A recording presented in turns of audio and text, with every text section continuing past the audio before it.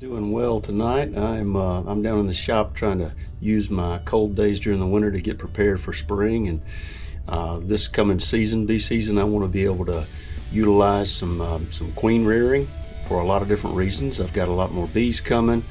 I've been building some queen rearing two-frame nukes, I guess you'd call them, just mating nukes. Got about 7 or 8 of those built, and then also today what I'm going to show you how to do is really set up a cheap incubator using what you would use for chickens. I'm going to show you what I'm going to do in order to really make a frame to set inside of that very simply, so that the little roller cages and my setup that I'm going to show you how to use there is easy to do. But I'm going to show you how to do that now, so stay with me. Incubator that I'm going to be using, this is a still air incubator. I think it's Little Giant. You could buy these at I know this one probably came from Tractor Supply. It's very easy to use. It just simply plugs in to the top. It's really styrofoam. It's got one controller here where you set it, and then up and down with your temperature. It's electronic read right here on top. It's got a heating element on the inside. Very easy to use, and this is what, see the heating element there in the top, the temperature gauge. You can always choose to put a secondary temperature reader off to the side, but you know, I've tested this one and it's going to it holds about it may fluctuate between a ½ degree once you set it. So heats up really quick, about 10 minutes. This thing's at 92.5 degrees or whatever you want to set it. And then I'm going to take a box like this. This honestly was something my wife bought. I think it was something that came for Christmas. And as soon as I saw it, I'm like, man, I hate to throw that little box away. So I just popped off the edges, and I'm going to take some dowels, cut them to the right length, stick them down in here. That way the little cages, the little hair rollers will be able to fit in all along the edges. So I'm going to start showing you how to do that. Okay, well, I've cut a couple of dowels that should be just the right size to fit down into this box anywhere I want it. But in order to do that, this is really just some cut pieces off of some lumber I used for making some nuke boxes. So these are just little extra strips. They don't have to be perfect. I guess if you were doing this all the time and making tons of queens, you might want something nicer, but if I'm going to make 30 or 40 queens a year, maybe, you know, I don't need all that. So here's what I'm going to do. I'm just simply going to take the dowel, put it across the box where it needs to be, take a pen and mark underneath it. You can see the line right there. It should be very, very close.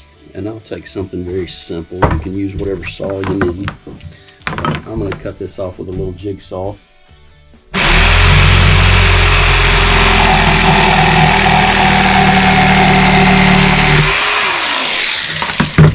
Okay, and just like that, you got a dowel that should be the right size. There we go. And I can fit it anywhere in the box I want to. I don't necessarily want to attach these too much because I might want to move them around later, but I'm going to do several dowels just like that so that we can arrange it the right way to fit the hair rollers down in there. I say hair rollers, that's really what they're called, but the little cages, the roller cages to hold the queen cells. Okay, well, I have started cutting some different dowels. These dowels are loose. I haven't attached them at all. Everything is still where it can move around.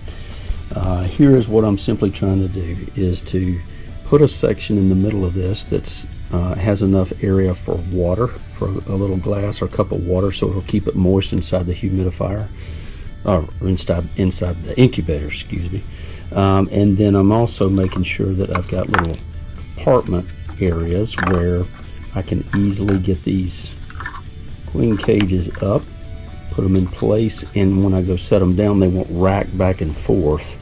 So right now I'm just trying to figure out, and I'm not measuring it so perfect because this was just a little box that you don't have to make exactly, but I'm just trying to compartmentalize it real easily and cut some dowels and just slide them in. So once I get this figured out, I'll simply take a little bit of glue and glue some of these down, and I may shoot one or two nails into the end of this. So I'm going to keep working on this, but this is the way I'm setting this up. I'm going to do the exact same thing to that side. So in this configuration, I'd be able to use 1, 2, 3, 4, 5, 6. So that's 12. I would have 24 that I could easily do, and then I could put some down the side. So could probably fit in up to 30 or so queens in here. Now I don't need to do that many right now, but this is the type of configuration you could easily do with very little effort and maybe just a jigsaw and some extra wood.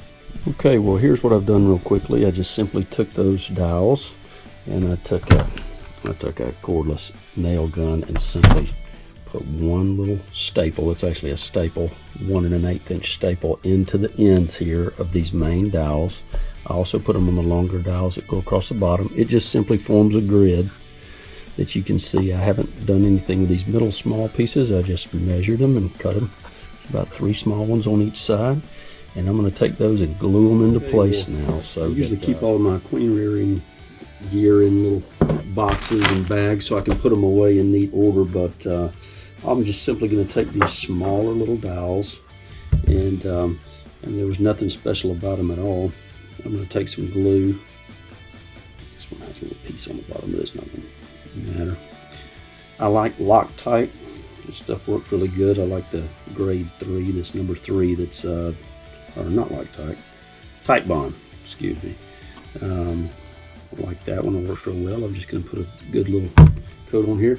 I'm not even measuring this all so much. I'm just going to stick it in here and make sure that it's pretty close so that it forms a little grid. And I can get these tubes in and out pretty easily. Not they fit well, but I can get them out easy. Scoop that one over just a touch. And I'm going to do that with every single one of these so that there's plenty of room, but they're also gluing down so they don't fall over. These little ones are setting up. I'm just going to go to the very outside. It's got glue in them, but I'm also going to shoot one little staple where those dowels are so they just don't move.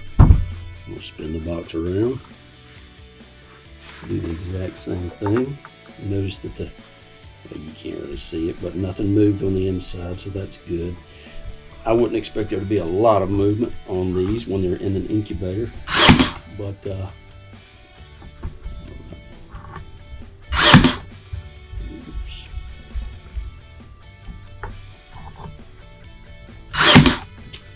okay.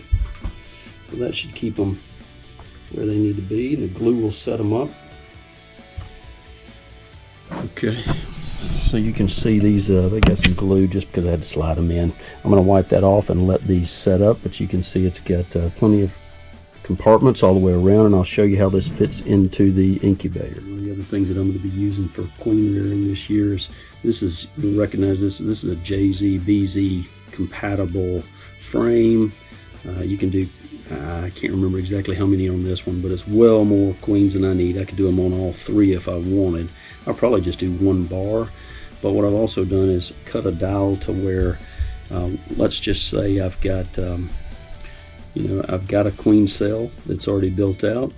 I could put that queen cell right back into this cage and put this back into the hive and let it hatch there, and then the bees up top above a queen excluder would actually take care of this virgin queen until it's time for me to get her out as quickly as I can. I can bank queens this way just for a few days so that those bees will take care of them. Nurse bees would actually feed them, or this just gives you a lot of flexibility from what I'm excited about doing with queens this year. But that's one thing, that's one reason I like the JZ-BZ. The other thing I'll show you is these roller cages, they're really not JZ-BZ compliant. They don't fit really well with a JZ-BZ top. So let me get one of the tops. This is one of the JZ-BZ cups that fits into that frame. The graft tool, you would put your larva down in the bottom, and then the bees are going to build out the queen cell. Once that's done, you want to be able to put this into something to go into this. This is why we're going to build this cage for the incubator. But this is really, I think, the NICOT system, I believe it's called, and these roller cages, they don't fit well with this JZBZ once it doesn't fit right into that. So one thing you can do, and that I've already done here, if you will cut off the bottom of this yellow piece, cut it off with just a pair of scissors. I did this earlier today, but you can basically just chop off the bottom of that little yellow piece. Then you can put it right back in. It fits tight into the roller. That way, when you take your queen cell and insert it all the way in, it fits much better into this. So I know you got a lot of colors and different things going on here that you've seen in this holder, but I plan on all of them looking like this at first, so that if the queen hatches in here, then it'll just be better contained rather than just setting this JZBZ on top of it with nothing. I like cutting the bottom of this one off, and then it will fit better. Just gives you a lot of options. All right, well, I'll show you how this will fit back into the incubator.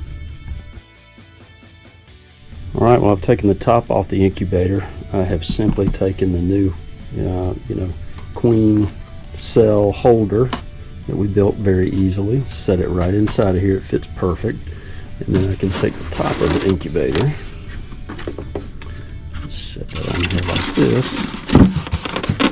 And you got two view windows. Now this view windows will be at a location where I can look straight through here, see what's going on with the queen cells, see if anything's hatched. The water will be in the middle, right underneath this heating element. Look in the other side, see what's hatched through here. Check the temperature, which it's not on right now, but it'll show it's on. And just leave this in a place that works well. So that's really it. That's how quick you can make something that will help you rear queens in the spring. I'm excited to use this as soon as weather warms up. We get into a little bit further in the year. I'll do some videos on actually putting the queens in here, and then hopefully we can insert those into some of the mating nukes that I've got behind me, and I'll show how that goes. So hope you enjoy. Give it a try. Easy to do. Only took about, I don't know, 45 minutes or so, maybe. It would take even less if you weren't filming. So if you like, subscribe. See you next time.